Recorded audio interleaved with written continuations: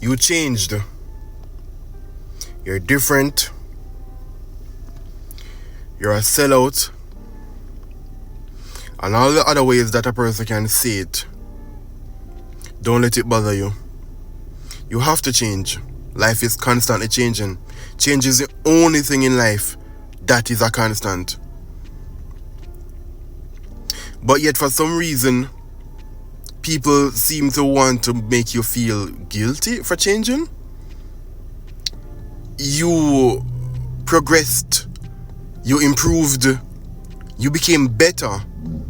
Yet someone is holding it against you because you changed. You got a new home, you got a new job, you got a new car. Yet someone is upset because you changed. You see how ridiculous that is? Do not let anyone guilt trip you into believing that change is bad. Even if that change is not for the better, change is a necessity. Change is vital. Change is the only constant in this life. If you're not changing, what are you doing? You have to change.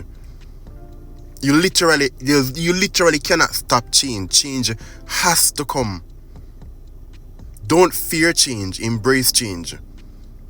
Because the fear of change is delusion.